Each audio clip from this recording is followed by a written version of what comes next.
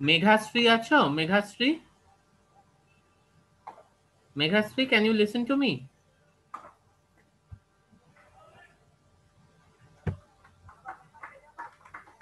মেঘাশ্রীর তো নাম দেখাচ্ছে কিন্তু শুনতে পাচ্ছে না ও। মেঘাশ্রী, হ্যাঁ স্যার, শুনতে পাচ্ছি। শুনতে পাচ্ছ তো? Very good. আচ্ছা, তোমার ইয়ে কেমন, ক্লাস 12-এ কেমন রেজাল্ট হয়েছে মেঘাশ্রী? এই বাকিরা মিউট করো, মেঘাশ্রী বলবে। হ্যাঁ মেঘাশ্রী। হুম। মেঘাশ্রী, কি হলো? 400-800 পেয়েছিলাম। 400-800 মানে? কত বললে? 408? 418। আচ্ছা, মানে 84%। আর বায়োলজিতে ফোর কেমন? 418। হ্যাঁ হ্যাঁ, হ্যাঁ। বায়োলজিতে কেমন হয়েছিল? বায়োলজিতে বায়োলজিতে 74। হ্যাঁ, তো এতে লজ্জা পাওয়ার কিছু নেই, 74 অনেক নম্বর। মানে আজকালকার দিনে না, আমাদের সময় তো অনেক নম্বর ছিল। ঠিক আছে। আর তোমার পাস্ট রেজাল্টের উপর তোমার এখানকার পারফরমেন্স কিছু নির্ভর করে না। ঠিক আছে, যারা সব থেকে কম পেয়ে ভর্তি হয় তারা ইউনিভার্সিটি টপ করে বেরোয়, ফলে ওইটার উপর এইটা কিছু নির্ভর করে না। ওকে। তো এটাতে কিছু ব্যাপার নয়। আর হ্যাঁ স্যার। পড়াশোনা পড়াশোনা চলছে? হ্যাঁ পড়াশোনা হ্যাঁ হ্যাঁ চলছে। চলছে তো? শিওর তো? তোমার দাদার সঙ্গে গতকাল আমার প্রায় আধ হ্যাঁ ঘন্টা চলছে। কথা হয়েছে, তোমার দাদাই বলছিল তোমার ব্যাপারে। গতকাল আমার প্রায় হাফ অ্যান আওয়ার কথা হ্যাঁ হয়েছে তোমার দাদার সাথে, গত পরশু রাদার, গতকাল নয়, গত পরশু। ঠিক আছে, কোনো প্রবলেম হ্যাঁ টবলেম হলে পরশু। ইউ হ্যাঁ you can always text me, not only Meghashree, anybody. অবশ্যই হোয়াটসঅ্যাপে আমাকে হ্যাঁ কোনো কন্ট্যাক্ট করে নেবে, যে কিছু যদি প্রবলেম হয়, হ্যাঁ, যে কিছু পাচ্ছ না, বুঝতে পারছো না, তো আমি, দেবযানী ম্যাডাম, আমরা তো সবসময়ই আছি, ফলে কোনো অসুবিধা নেই। বাকি 21 না 22 জনের 12 জন, আর তো কেউ জয়েন করবে বলে মনে হয় না।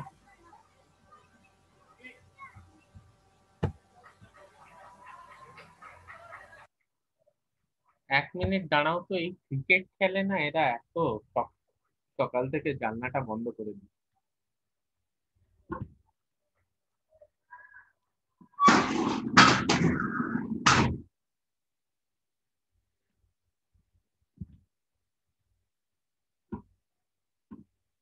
ওকে, so we'll start now. Arup Mondal. আচ্ছা, যা পড়াচ্ছি সেগুলো তোমরা পড়ছো তো? তোমরা এটা নিশ্চয়ই জানো যে এখানে মানে ইন্টারনাল অ্যাসেসমেন্ট হবে রেগুলারলি, এবং তাতে একটা হিউজ মার্কস আছে। Okay, this is first point. Second point হচ্ছে, ইন্টারনাল অ্যাসেসমেন্টের মধ্যে আবার একটা হিউজ মার্কস আছে তোমাদের অ্যাটেন্ডেন্স। সবকিছু কিন্তু রেকর্ড থাকছে, কজন স্টুডেন্ট ক্লাসে আছো এটা কিন্তু পুরোপুরি রেকর্ড থাকছে, সেইভাবে কিন্তু আমরা ইন্টারনাল অ্যাসেসমেন্টের মার্কস দিই। তো ওই যাদের মনে হচ্ছে যে না জয়েন করব না, তোমাদের ব্যাপার, কিন্তু এত কম স্ট্রেংথ কেন হয় আমি বুঝতে পারি না। কিছু জন আছে যারা কি রেগুলারলি জয়েন মানে করবে না, নাকি মানে এই কজনই পড়বে বাকি পড়বে না? এতদিনে তো যারা অন্য কলেজে পড়বে তারা তো নিশ্চয়ই ভর্তিও হয়ে গেছে অন্য কলেজে। তো সেটাই আর কি। Anyway, will start our class নাও।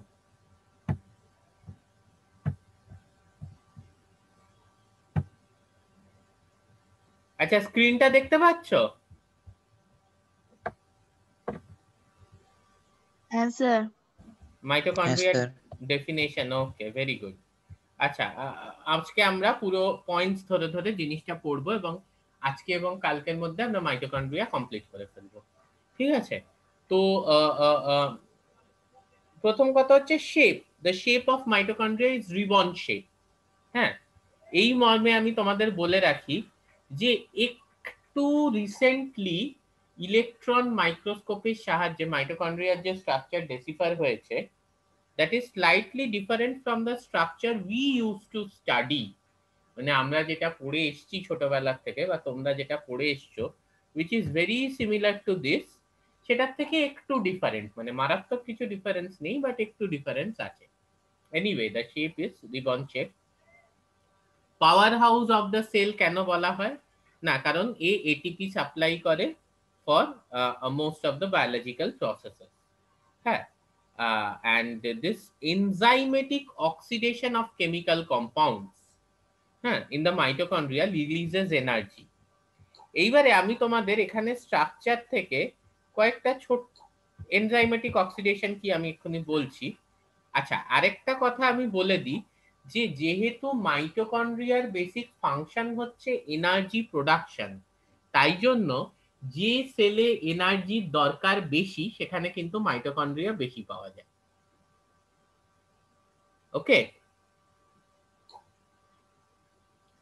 এইটা কিন্তু একটু আমাদের খেয়াল রাখতে হবে, যে সেলের এনার্জি কনজাম্পশন বেশি সেই সেলে কিন্তু মাইটোকন্ড্রিয়া বেশি পাওয়া যায়। ঠিক আছে, অন অ্যান অ্যাভারেজ যদি আমি দেখি তাহলে মোটামুটি 2000 মাইটোকন্ড্রিয়া থাকে পার সেল, এবং এটি কিন্তু 25% সেল ভলিউমের 25% কিন্তু এই মাইটোকন্ড্রিয়ায় আর কি কভার করে। 1890-তে রিচার্ড অল্টম্যান এটাকে আবিষ্কার করেন এবং এটাকে বায়োব্লাস্ট বলেন। ঠিক আছে, এবং 1897-এ এই বেঞ্জা বলে একজন, তিনি এই মাইটোকন্ড্রিয়া নামকরণ করেন। এইবার যেটা প্রশ্ন হচ্ছে যে এটা তো হলো একটা বেসিক আলোচনা। প্রথম কথা হচ্ছে যে এটা স্ট্রাকচারটা কি আমরা একটু দেখব। আর দ্বিতীয় কথা হচ্ছে হোয়াট অ্যাবাউট ইটস এভলিউশন। ঠিক আছে, সো দিস ইজ মোটামুটি দেখা যাচ্ছে যে এইখান থেকে এই পুরো জিনিসটা 2 মাইক্রোমিটার, 2 মাইক্রন। ইউজুয়ালি ওর যে সাইজটা হয় সেটা 1 মাইক্রন মতো হয়। এবার ডিস্টিংক্ট স্ট্রাকচার যদি আমরা দেখতে যাই,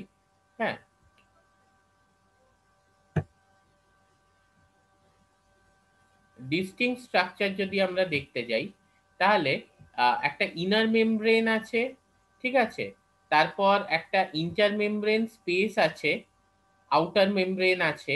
ঠিক আছে, দ্য বাইরের মেমব্রেনটা হচ্ছে আউটার মেমব্রেন, ভেতরেরটা ইনার মেমব্রেন, মাঝখানে ইন্টার মেমব্রেন স্পেস, তার ভেতরে হচ্ছে গিয়ে মাইটোকন্ড্রিয়াল ম্যাট্রিক্স। আমরা এগুলো মোটামুটি জানি। ঠিক আছে, so this is the outer membrane, this is the inner membrane, কার্সারটাকে ফলো করো, মাঝখানে ইন্টারমেমব্রেন স্পেস, এটা মাইটোকন্ড্রিয়াল ম্যাট্রিক্স। মাইটোকন্ড্রিয়াল ম্যাট্রিক্স এর মধ্যে কিন্তু এই রকম ডিএনএ রয়েছে। This is a double stranded DNA that is known as a mitochondrial DNA.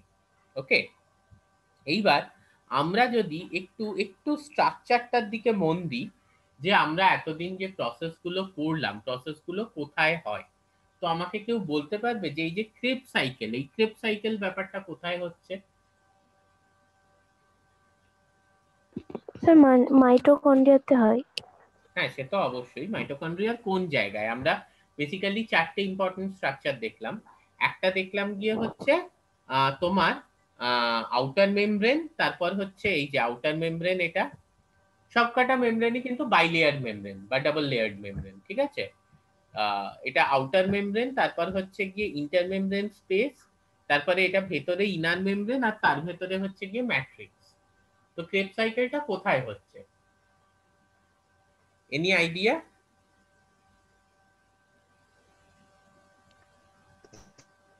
inner membrane no sir inner membrane, sir no, mitochondrial ম্যাট্রিক্সে হচ্ছে। outer membrane মাইটোকন্ড্রিয়াল ম্যাট্রিক্সে হয়, ইনার মেমব্রেনেও হয় না, আউটার মেমব্রেনেও হয় না, মাইটোকন্ড্রিয়াল ম্যাট্রিক্সে হয়। ওকে, নাও দ্য পয়েন্ট ইজ যে মাইটোকন্ড্রিয়াল ম্যাট্রিক্সে আমার ক্রেব সাইকেল হচ্ছে, তারপরে এই যে ইলেকট্রন ট্রান্সপোর্ট চেনটা যেটা বলছে না যে অক্সিডেটিভ ফসফোরিলেশনের সাহায্যে মাইটোকন্ড্রিয়ায় এনার্জি প্রডিউসড হচ্ছে, তাহলে এই যে oxidative phosphorylation, that is mediated by the electron transport chain within mitochondria. এবার এই ইলেকট্রন ট্রান্সপোর্ট চেনটা মাইটোকন্ড্রিয়ার মধ্যে কোথায় আছে আমায় কে বলবে? কোন জায়গায় হচ্ছে ইলেকট্রন ট্রান্সপোর্ট চেনটা মাইটোকন্ড্রিয়ায়? Any idea?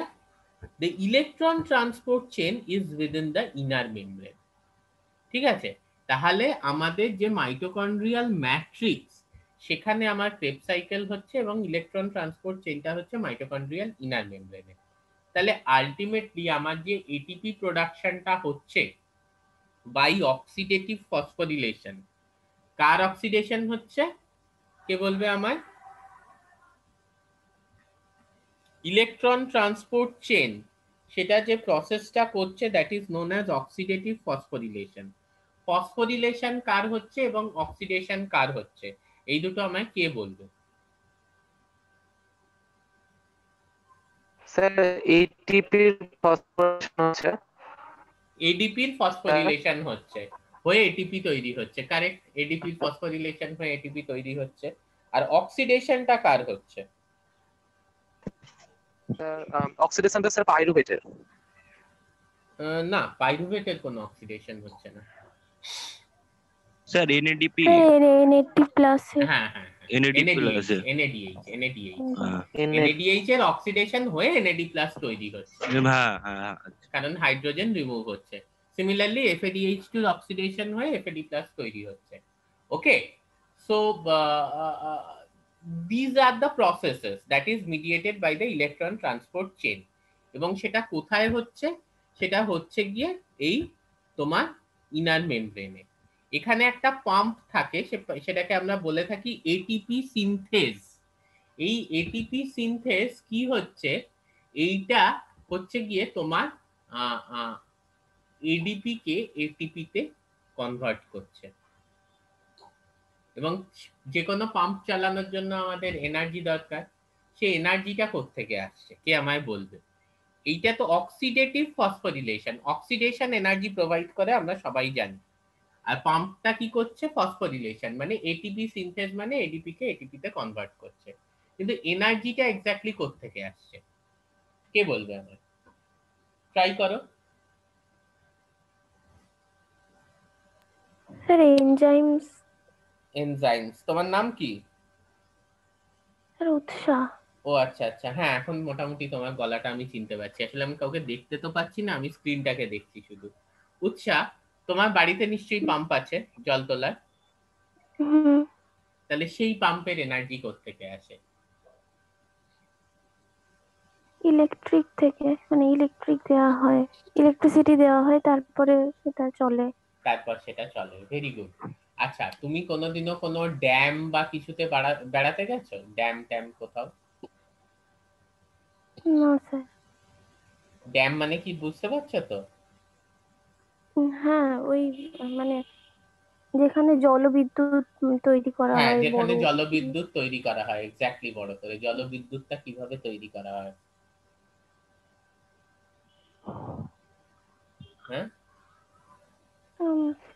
মানে জলের যে ফ্লোটা থাকে হ্যাঁ, সেখানটা থেকে, মানে এনার্জিটা কোনো, আমরা মানে বায়ু শক্তিতে পড়েছিলাম, সেই বায়ু কল দ্বারা ঘুরিয়ে সেটাকে মানে। ঘুরিয়ে সেটাকে, মানে জলটা উপর থেকে হ্যাঁ পড়ে একটা টারবাইন এরকম ঘোরে, হ্যাঁ হ্যাঁ, টারবাইনের মাধ্যমে হ্যাঁ, এবং এনার্জি ওই তৈরি রকম হয়। ঠিক হ্যাঁ। আছে, আমরা জানি যে কোনো মানে ফিল্ডে, যদি কোনো ইলেকট্রিক ম্যাগনেটিক ফিল্ডে ওরকম ভাবে একটা টারবাইনকে ঘোরানো হয়, তো it generates the energy, electricity. Anyway, আমাদের যেটা বক্তব্য হচ্ছে যে মানে any charge particle which is rotating has got a electric or magnetic field associated with it, general principle। যে কোনো চার্জ পার্টিকেল যখন রোটেট করে, it has got a electric and magnetic field associated with it। আমাদের যেটা এখানে হয় সেটা কি হয় জানো তো? সেটা হচ্ছে গিয়ে যে একটা বল মাটিতে রয়েছে, হুম, তাহলে সেটা দিয়ে কাউকে আঘাত করা যাচ্ছে না, ডিউস বল। আচ্ছা, এবার তোমার বাড়ির ছাদে একটা ডিউস বল রয়েছে, তোমার ইচ্ছে হলো তুমি তোমার বন্ধুর মাথা ফাটাবে, তুমি ছাদ থেকে ডিউস বলটা ফেলে দিলে, তো ফাটবে মাথায় পড়লে? হ্যাঁ হ্যাঁ, তুমি ডিউস বল কখনো ধরেছো হাতে? হ্যাঁ উৎসাহ, উৎসাহ, হ্যালো, শুনছো? হ্যাঁ, না স্যার, না স্যার ধরনি, আমি ধরিনি। ধরনি। কিরকম মনে হয়, কিরকম ওয়েট হবে ডিউস বলের? ভালো ওয়েট হয়? হ্যাঁ এইখানে মানে ডিউস বল মানে তো সেই মানে সেই লোহার বল যেগুলো, সেগুলোই তো। না না না না না, কোনটা আমি বুঝতে পারছি না। লোহার বল না। এখানে কোনো এমন একজনও ছেলে নেই যে ডিউস বল ধরেছে, এ তো লজ্জার ব্যাপার। না না, খেলেছি ডিউস বলে। স্যার হ্যাঁ, ডিউস বলে খেলিনি, রবার্ট বলে খেলেছে। মানে এটার থেকে লজ্জার ব্যাপার কিছু হতে পারে না যে বায়োটেক ফার্স্ট ইয়ারের একটা ছেলে নেই যে হাতে কোনোদিনও ডিউস বল ধরেছে। না স্যার, তাহলে ধরেছি, খেলেওছি ডিউস বলে। স্যার হ্যাঁ, খেলেছি। আচ্ছা, তার মানে খেলেছি, বলো ধরেছি, বলো ধরেছি। হ্যাঁ, ডিউস বল একটা ভারী জিনিস, তাহলে সেইটা যদি আমি হ্যাঁ। ছাদ থেকে ফেলি মাথা ফাটবে। কিন্তু ডিউস বলটা যখন মাটিতে রাখা রয়েছে তখন সে কোনো হার্ম করতে পারছে না। কেন? পোটেনশিয়াল এনার্জি, আমরা খুব সহজ ভাষায় যেটা বলি যে বলটা যখন 3 তলায় রয়েছে তার প্রচুর পোটেনশিয়াল এনার্জি রয়েছে, তুমি যেই ছেড়ে দিচ্ছ সেটা কাইনেটিক এনার্জিতে কনভার্ট হচ্ছে, মাথা ফাটছে। এইখানেও কনসেপ্টটা অনেকটা সেম। দেখো, ব্যাপারটা যেটা ঘটে সেটা হচ্ছে একটা প্রোটন মোটিভ ফোর্স তৈরি হয়। মানে এই দিকে প্রোটন অনেক বেশি মাইটোকন্ড্রিয়াল ম্যাট্রিক্সে, H+ অনেক বেশি। কেন H+ বেশি? কে বলবে আমায় কেন H+ বেশি?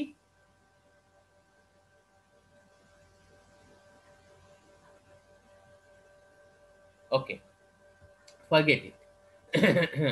আমি তোমাদের একটু অন্যভাবে বোঝাচ্ছি যে ইনিশিয়ালি আমাদের এখানে NADH FADH2 আছে, ঠিক আছে?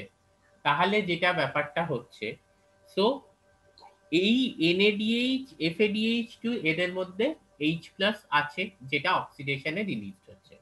নাও during the course of the electron transport chain, what is happening, এরা এই যে ট্রান্সপোর্ট হতে হতে এরা বাইরের দিকে চলে যাচ্ছে।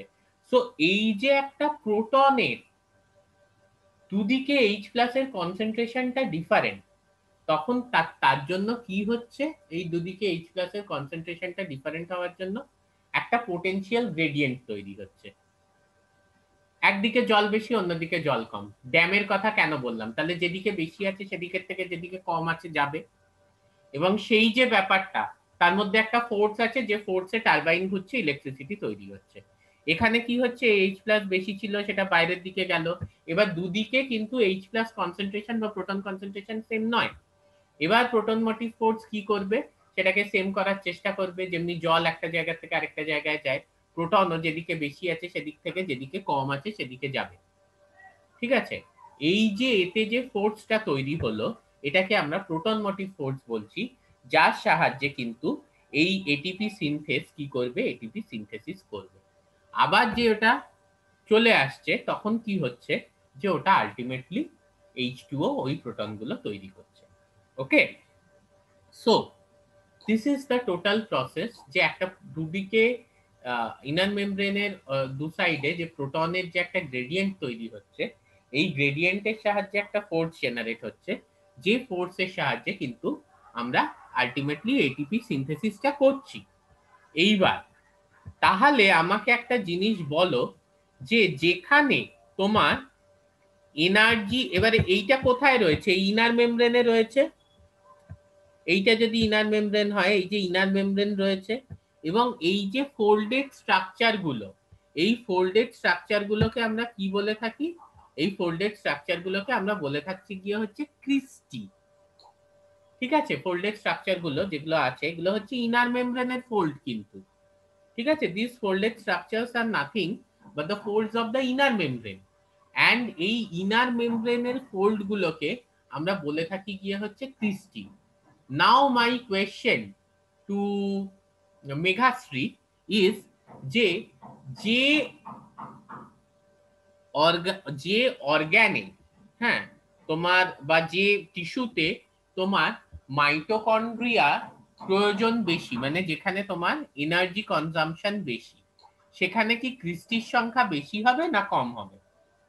এই ফোল্ডস গুলো বেশি হবে না কম হবে? আর মেঘাশ্রী না পারলে বাকিরা উত্তর স্যার দিন। বেশি হবে। কেন বেশি হবে? স্যার বেশি হবে কেন কারণ বেশি হবে? ওখানে যে H+ গুলো যে আছে সেগুলো না বেশি হবে তার মেইন কারণ হচ্ছে খুব সিম্পল, সেটা হচ্ছে যে সেখানে তো এনার্জি বেশি হবে। আলটিমেটলি এই যে ইনার মেমব্রেনটা, এনার্জি। এখানেই তো ইলেকট্রন ট্রান্সপোর্ট চেনটা রয়েছে, যেটা অক্সিডেটিভ ফসফোরিলেশনের সাহায্যে এনার্জি তৈরি করছে, তাই তো মেঘাশ্রী? তাহলে তোমার এইটা হ্যাঁ যত হ্যাঁ ক্রিস্টি বা ফোল্ড বেশি হবে, তত সারফেস এরিয়া বাড়বে। যত সারফেস এরিয়া বাড়বে, তত বেশি আমরা ইলেকট্রন ট্রান্সপোর্ট চেনের জিনিসপত্র পেয়ে যাব। ওকে, এবং তত বেশি এনার্জি তৈরি হবে। ক্লিয়ার হচ্ছে? কোন বই পড়ছো? Sell biology? হ্যাঁ মেঘাশ্রী, সেল বায়োলজির কোন বই পড়ছো? এস চান এটা কে বলেছে পড়তে? কিছু হ্যাঁ, আমার দিদি তোমার আমার দিদি? দিদি তোমার দিদি বায়োটেকনোলজি পড়ে? দিদি কি পড়ে? দিদি জুলজি পড়ে পড়ে এখনো? Zoology honours. পড়ে? হ্যাঁ এমএসসি কমপ্লিট করেছে। আচ্ছা আচ্ছা, শোনো। মানে মানে পড়েছে, হ্যাঁ কমপ্লিট হয়েছে। না না, আমি জানি হ্যাঁ জানি, আমাকে রাকেশ বলছিল গতকাল। ব্যাপার যেটা হচ্ছে যে আমি তোমাকে যে বইটা বলছি ওইটা পড়ো, ঠিক আছে? কারণ সবকিছুর জন্য তো স্পেসিফিক কিছু হ্যাঁ বই আছে। লাইব্রেরিতে তোমাদেরকে আমি ডি রবার্টিস, হ্যাঁ হ্যাঁ হ্যাঁ অ্যালবার্টস এবং লডিশ এই তিনটে বই দিয়েছি। এই তিনটের থেকে বেটার সেল বায়োলজির কোনো বই নেই। হ্যাঁ যদি মনে হয় উদ্ধার করতে পারছি না, পিকে গুপ্ত পড়ো, ইন্ডিয়ান বই, সেটা উদ্ধার করতে পারবে, ঠিক আছে? কিন্তু এইগুলোর কোনোটা পড়তে হবে। তার কারণ হচ্ছে যে এই বইগুলো এই ঠিক জন্যই আছে। দেয়া যে এই বইগুলো স্টুডেন্টদের পক্ষে কেনা সম্ভব নয়। তুমি যদি তিনটে বই এখনই কিনতে যাও, দেখবে তিনটে বইয়ের কম্বাইন্ড দাম অ্যারাউন্ড 20 থেকে 25,000 টাকা পড়বে। কারণ আমাদের বুকস আর ভেরি কস্টলি, বায়োটেকে বুকস আর ভেরি হ্যাঁ কস্টলি। তো যার জন্য আমরা সব প্রোভাইড করে দিই আর কি লাইব্রেরিতে, যে স্টুডেন্টের যেটুকু পোর্শন, কারণ মনে হলো না আমার মোবাইলে পড়তে অসুবিধা হচ্ছে, ওই পোর্শনটা তুমি জেরক্স করে নাও, এই প্রিন্ট করে নাও, কোনো অসুবিধা নেই। পুরো বইটা তো আর করতে হচ্ছে না, ওই যেটুকু পোর্শন আছে মাইটোকন্ড্রিয়া, তাও সিলেক্টিভ পেজেস, পুরোটা দরকার নেই। বোঝা গেছে? বাট হ্যাঁ, হ্যাঁ স্টাডি শুড, হ্যাঁ মানে ওইখান থেকে কিন্তু পড়তে হবে। ওকে, এটা কিন্তু আমাদের সবসময় খেয়াল রাখতে হবে। আচ্ছা, তাহলে আমরা এইটা বুঝতে পারলাম যে এইখানে দেখো খুব সুন্দরভাবে দেয়া আছে, tissues with intensive oxidative metabolism is a heart muscle, mitochondria. এই হার্ট মাসেল যাতে যাতে প্রচুর এনার্জির দরকার, ঠিক আছে? সেই তার মধ্যে কি যে মাইটোকন্ড্রিয়াটা থাকছে তাতে কিন্তু লার্জ নাম্বার অফ ক্রিস্টি থাকছে। কেন না? অনেক ইলেকট্রন ট্রান্সপোর্ট চেন থাকছে, ফলে অনেক এনার্জি কিন্তু প্রডিউস হচ্ছে, ঠিক আছে? এবং এই যে মাইটোকন্ড্রিয়ার এদের শেপও কিন্তু ভ্যারি করে ডিপেন্ডিং আপন দেয়ার ফাংশনাল স্টেটাস, মানে সে কিভাবে ফাংশন করবে তার উপর কিন্তু সেটার শেপও ভ্যারি করছে। ক্লিয়ার হচ্ছে? আচ্ছা, এইবার আমি একটা জিনিস তোমাদের বলি যে এইখানে দেখো একটা রিয়েল লাইফ এক্সাম্পল আমরা কিন্তু অ্যাসোসিয়েট করতে পারছি, যে হার্ট মাসলস, ঠিক আছে? তাহলে heart muscles intensive oxidative metabolism তাদের দরকার হয়, যার জন্য তাদের কিন্তু মাইটোকন্ড্রিয়া অনেক ক্রিস্টি থাকে। তাহলে মাইটোকন্ড্রিয়া বসে আছে এনার্জি তৈরি করার জন্য, কিন্তু দরকারটা কি? এনার্জি তৈরি করার প্রথম দরকার হচ্ছে খাবার, ফুড বা গ্লুকোজ। তাহলে গ্লুকোজটা কে সাপ্লাই করবে হার্ট মাসলে? কে সাপ্লাই করবে গ্লুকোজ? হ্যাঁ, কি হে, হার্ট মাসলে গ্লুকোজ কে সাপ্লাই করবে?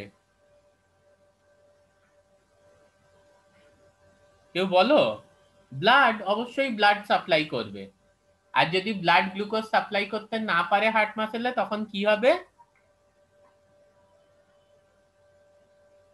দাদার কি হয়েছে? Heart attack. Cardiac arrest. Cardiac arrest, exactly. সেটা কখন হবে? বিকজ আমাদের হার্ট মাসলস, তাদের প্রচুর মাইটোকন্ড্রিয়া এবং মাইটোকন্ড্রিয়ায় অনেকগুলো ক্রিস্টি, কারণ তাদের ইন্টেন্সিভ এনার্জি দরকার। কিন্তু এনার্জিটা সাপ্লাই করার জন্য তো ব্লাড ফ্লোটাও হতে হবে, যাতে আর কি নিউট্রিয়েন্ট গুলো পৌঁছয়, গ্লুকোজটা পৌঁছয়। কিন্তু যখন ব্লকেজ হয়ে যায়, যে ব্লাডটাই প্রপারলি ফ্লো করে যেতে পারছে না, তখন যেটা হয়, ঠিক আছে, নিশ্চয়ই তোমরা পড়েছো। উৎসাহ, তুমি খবরের কাগজ পড়ো তো? সৌরভ হ্যাঁ গাঙ্গুলি, স্যার পড়ি। সৌরভ গাঙ্গুলির কি হয়েছে রিসেন্ট? এই সৌরভ গাঙ্গুলিকে জানো নিশ্চয়ই?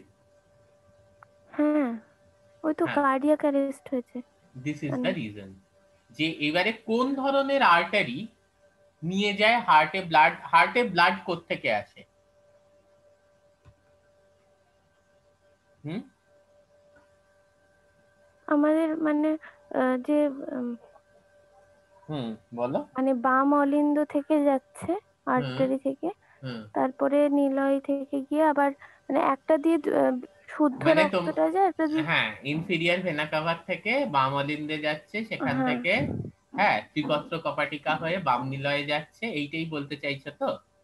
হ্যাঁ হ্যাঁ, না এটা ভুল কনসেপ্ট। এই ব্লাডটা আমাদের শরীরে ছড়াচ্ছে, ঠিক আছে? আমাদের শরীর থেকে তোমার বাম অলিন্দে যাচ্ছে, আলটিমেটলি তোমার ডান নিলয় থেকে আয়োটা, ঠিক আছে, তার সাহায্যে পুরো শরীরে ছড়াচ্ছে। হার্ট মাসল কিন্তু এই ব্লাডটা পাচ্ছে না। তুমি বুঝতে পারছো তো? হার্ট মাসল কিন্তু এই ব্লাডটা পাচ্ছে না। আচ্ছা হুম তুমি মোমো খাও, তো তুমি যে মোমোর দোকানে গিয়ে তুমি মোমো খাচ্ছ, যে মোমো বানাচ্ছে আর মোমো বিক্রি করছে তোমায়, সে দুপুর বেলায় কিন্তু বা রাত্রি বেলায় কিন্তু মোমো খেয়ে থাকে না। হুম, তাকে তার ওয়াইফ খাবার বানিয়ে দিচ্ছে, সে ভাত ডাল মাছের ঝোল বানিয়ে দিচ্ছে। তো এখানে ব্যাপারটা তাই, হার্ট সবাইকে ব্লাড পাঠায় বলে সেই ব্লাডটা সে নিজে ইউটিলাইজ করে না, তাকে ব্লাড দেয়া হয় একটা system that is known as coronary system, ঠিক আছে? Coronary system, okay? Always hmm, keep this in mind, okay? আরেকটা জিনিস তোমাদের বলি, যেটা সেটা হচ্ছে যে এই যে এখানে লেখা আছে মোটামুটি মাইটোকন্ড্রিয়ার ডায়ামিটার হয় 0.5 থেকে 1 মাইক্রোমিটার। এইখানে দেখো কিছু প্রোটিনস থাকে, এখানে দেখো কিছু প্রোটিনস থাকে, this are known as porin. এই পোরিন প্রোটিনের কি কাজ করে? এরা স্মল মলিকিউলস যেগুলো আছে, এই তুষার মিউট করো। এরা স্মল মলিকিউলস যেগুলো আছে সেগুলোকে সাইটোপ্লাজম থেকে আর কি ইনার মাইটোকন্ড্রিয়াল মেমব্রেনে মুভ করাতে সাহায্য করে, সরি ইন্টারমেমব্রেন স্পেসে। So these are porins. হ্যাঁ, পোরিন কথাটা পোর থেকে এসছে, ঠিক আছে? পোরিন কথাটা পোর থেকে এসছে। These are very very important proteins. এদের এদের কাজই হচ্ছে যে they provide a transport system by which proteins, a small molecules from the cytoplasm is transported to the intermembrane space, যার জন্য মোটামুটি ইন্টারমেমব্রেন স্পেস আর সাইটোপ্লাজমের তুমি যদি কনস্টিটিউশনটা দেখো, তাহলে কিন্তু কনস্টিটিউশনটা কিন্তু মোটামুটি সেমই হচ্ছে ইন্টারমেমব্রেন স্পেস আর সাইটোপ্লাজমের, ঠিক আছে? এখানে দেখো ইনার মাইটোকন্ড্রিয়াল মেমব্রেন, হ্যাঁ, the outer mitochondrial resembles more with plasma membrane and chemical compounds. Purines in the outer allow small molecules to exchange between the cytoplasm and the intermembrane space, যার জন্য intermembrane space and has the same composition as that of the cell cytoplasm. হ্যাঁ, কিসে শুধু difference হয় না? Protein কন্টেন্টে difference হয়, protein কন্টেন্টে কিন্তু ডিফারেন্স হয়। মানে আউটার মেমব্রেনে যে প্রোটিনস গুলো আছে, এই এই সাইটোপ্লাজমে যে প্রোটিনস গুলো আছে, সরি, সেই প্রোটিনস গুলো কিন্তু এই পোরিনের সাহায্যে ভেতরে ঢুকতে পারে না। পোরিন শুধু স্মল মলিকিউলস এর ভেতরে ঢুকতে অ্যালাউ করে, যার জন্য ইন্টারমেমব্রেন স্পেস এন্ড সাইটোপ্লাজমের মোটামুটি কেমিক্যাল কম্পোজিশন কিন্তু same, but there is a difference in the proteins. আরেকটা জিনিস যেটা আছে সেটা হচ্ছে যে এই এটিপি সিনথেস, এই যে পাম্পটা আছে, এই পাম্পটার মাত্র 10 মিনিট, এই পাম্পটার দুটো পার্ট আছে। One is the F0, that is the base, আরেকটা হচ্ছে গিয়ে F1। এটার ব্যাপারে আমরা আগামীকাল পড়বো এন্ড আমরা এন্ড করব কালকে। আজকে যেটা আমরা এরপরে পড়বো সেটা হচ্ছে যে there is something called endosymbiont hypothesis. তোমরা কেউ বলতে পারবে যে এই এন্ডোসিম্বায়েন্ট হাইপোথেসিস এই কথাটা কি বা এটার মানে কি? What is the meaning of this endosymbiont hypothesis? Sir বলবো? হ্যাঁ বলো প্লিজ। স্যার ভুল হতে পারে, হ্যাঁ তাও একটু চেষ্টা করছি। অবশ্যই অবশ্যই। তোমার নাম কি? সাহিল। বাহ, ও তুমি আমাকে পাঠিয়েছো ওই ইয়েটা, ভেরি গুড। হ্যাঁ ওকে, আচ্ছা, হ্যাঁ ঘোরার জায়গা টায়গা, হ্যাঁ হ্যাঁ বলো। হুম, হ্যাঁ স্যার বলছি যে আম, আহ, যখন মানে প্রি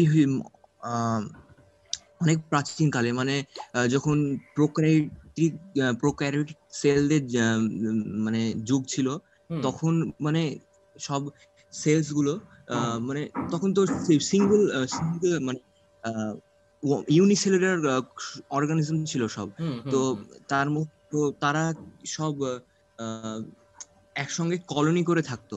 তো হুম, তো বড় সেলগুলোর দ্বারা ছোট সেলগুলো পরিবেষ্টিত হয়ে থাকার দরুন কি হয়, একটা টাইমে বড় সেলগুলো ছোট হুম, সেলগুলোকে গ্রাস করে নেয়। আর এর মাধ্যমে এই ছোট সেলগুলো থেকেই মাইটোকন্ড্রিয়ার উৎপত্তি হয়। মানে মাইটোকন্ড্রিয়া বাইরে থেকে এসেছে, মানে বা এটা এটা একটা মানে অরিজিন বাইরে থেকে। তার জন্যই এর নিজস্ব ডিএনএ তো আছে, তাই না স্যার? হ্যাঁ অবশ্যই আছে মাইটোকন্ড্রিয়াল ডিএনএ। এই যে এখানে দেখতে পাচ্ছ তো, দেখতে পাচ্ছ তো স্ক্রিন? হ্যাঁ হ্যাঁ হ্যাঁ হ্যাঁ। আচ্ছা, হুম, হ্যাঁ 95% ও কারেক্ট বলেছে, অ্যাবসলিউটলি। তাহলে এখানে আমি একটু একটু আমি অ্যাড করে দিই। 1961-এ মার্গোলাস একটা হাইপোথেসিস দেন। সেটা হচ্ছে যে কিছু প্রোক্যারিওটিক ব্যাকটেরিয়াকে ইউক্যারিওটিক সেল এনগালফ করে নেয়। এনগালফ করে নেয়কে সহজ বাংলায় বলতে গেলে বলা হবে গিলে নেয়। ঠিক আছে?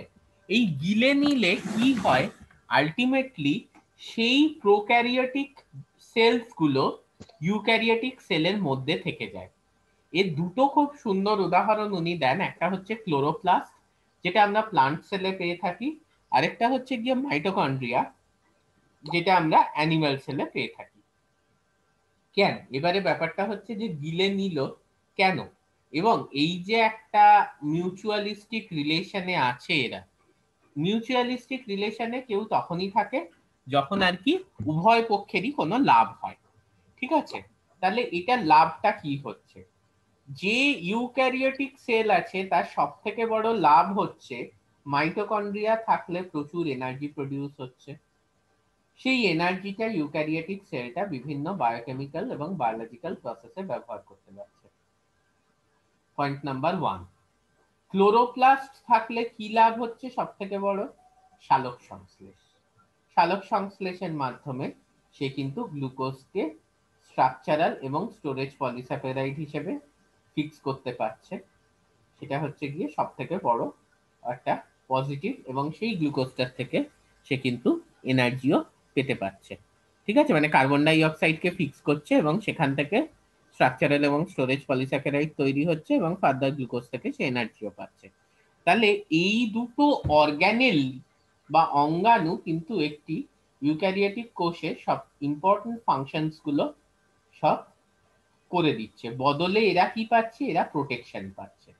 মানে ইউক্যারিওটিক সেলের মধ্যে এরা যেই ঢোকে, ধরো মাইটোকন্ড্রিয়া ঢুকলো, তাহলে ওর আর কোনো চিন্তা নেই। এবার ওর নিজস্ব যা যা দরকার, অ্যামিনো অ্যাসিড বলো, প্রোটিনস বলো, কার্বোহাইড্রেটস বলো, অর ফ্যাটস লিপিডস বলো, সেগুলো সব কিন্তু ইউক্যারিওটিক সেল ওকে প্রোভাইড করবে। ওর আলাদা করে কিন্তু এই জিনিসগুলো পেতে হবে না। ও যখন একটা ব্যাকটেরিয়া হিসেবে ছিল, তখন তো ও, ও, ও, ও, যেটা হতো যে ওকে আলাদা করে সবকিছু জোগাড় করতে হতো। তাই তো আমরা তাই তো গ্রুপে থাকতে চাই। গ্রুপে থাকার মানে কি, যে বা কারুর আন্ডারে থাকতে চায় সবাই। কেন না? আন্ডারে এই জন্য যে তুমি যদি একা একা ঘুরে বেড়াও, তাহলে তোমার যতটা তোমাকে করতে হবে, তুমি যদি একজনের নিরীক্ষণে থাকো, সে তোমার থেকে কিছু লাভ পাবে, বদলে সে সবকিছু দেখে দিচ্ছে যে তোমার কি কি জিনিস দরকার বা দরকার নেই। এইবারে ব্যাপার হচ্ছে যে এই জিনিসগুলো আর কি, মানে এই হাইপোথেসিসটা যে কারেক্ট, এর সাপেক্ষে কিন্তু অনেকগুলো আর্গুমেন্ট আছে। এক হচ্ছে মাইটোকন্ড্রিয়াল রাইবোজোমস, যেটা আমরা পড়বো। মাইটোকন্ড্রিয়ায় নিজস্ব ডিএনএ আছে, এবং মাইটোকন্ড্রিয়ার রাইবোজোমস যেগুলো, that resembles the prokaryotic ribosomes rather than the eukaryotic ribosomes. ঠিক আছে? আমরা জানি যে ইউক্যারিওটিক রাইবোজোম 60S আর 40S এর হয়, মিলে 80S হচ্ছে। ঠিক আছে, আর প্রোক্যারিওটিক রাইবোসোমস 30s আর 50s এর হয়, মিলে 70s হচ্ছে। তো মাইটোকন্ড্রিয়াল রাইবোসোমস কিন্তু ইউক্যারিওটিক রাইবোসোমস কে অতটা রিজেম্বল করে না যতটা প্রোক্যারিওটিক রাইবোসোমস কে রিজেম্বল করে। প্লাস ওর নিজের ডিএনএ আছে এবং ওর নিজের একটা প্রোটিন সিনথেসিস মেশিনারি আছে যার সাহায্যে ও নিজের সেলের 10% ওর যা দরকার তার 10% প্রোটিন সিনথেসিস করতে পারে মাইটোকন্ড্রিয়া নিজে, এবং যার জন্য ওটাকে সেমি অটোনমাস অর্গানেল বলে। এটা আমরা কালকে দেখব। বাট দ্য পয়েন্ট ইজ যে এই নিজস্ব ডিএনএ, নিজস্ব প্রোটিন সিনথেসিস মেকানিজম, তারপর হচ্ছে গিয়ে ব্যাকটেরিয়ার মতো রাইবোসোমস থাকা, এই সবকিছুই এই হাইপোথেসিসকে সাপোর্ট করে যে মাইটোকন্ড্রিয়া এক সময় ইন্ডিপেন্ডেন্ট অর্গানেল হিসেবে ছিল। Finally it is engulfed by the bacteria, by the eukaryotic cell, and it remained in symbiosis with the eukaryotic cell, which further lead to mutualistic benefit both for the eukaryotic cell as well as for the mitochondria. আচ্ছা, আর 3 minute বাকি আছে। কারুর যদি কোনো question থাকে আমাকে করো। আমরা আগামী কাল এইরকমই ধরো কালকে ওই 10টার থেকেই আমরা আবার ক্লাসে বসবো, বসে আমরা টপিকটা পুরো কমপ্লিট করে নেব। এখন যদি কারোর কোনো প্রশ্ন থাকে আমাকে একটু করো। স্যার সেল বায়োলজি রিলেটেড ওই বইয়ের নামগুলো একবার বলে দিবেন?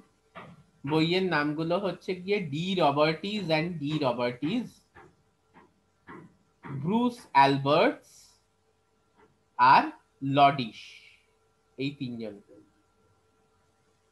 তোমাকে একটু কষ্ট করে লাইব্রেরিটা খুঁজতে হবে। লাইব্রেরিতে 50টা বইও নেই, 30-35টা বই আছে। আমার মনে হয় কি 40টা বই আছে খুব বেশি হলে।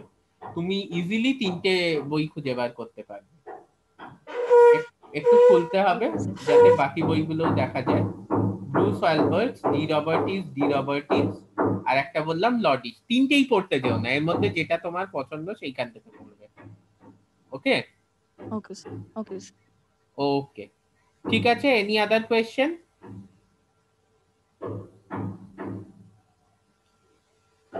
তাহলে আমি একটা প্রশ্ন করি, তোমাদের এ জয়েন করে না কেন কেউ?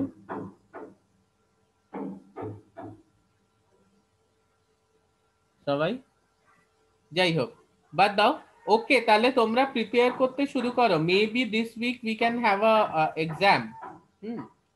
কবে হবে? স্যাটারডেতে হোক, তাই তো? স্যার টপিকগুলো কি? হ্যাঁ হ্যাঁ, টপিকগুলো সব বলে দেবো, আমি এখন হোয়াটসঅ্যাপ গ্রুপে লিখে দিচ্ছি। Okay, so we end our class today. হ্যাঁ, সব টপিক আমি বলে দেবো, কোনো চিন্তার কিচ্ছু নেই। ফাইন, আজকের মতো আমরা ক্লাস শেষ করছি। আবার কালকে 10টায় আমরা মিট করব, করে বাকি মাইটোকন্ড্রিয়াটা কমপ্লিট করে নেব। ওকে।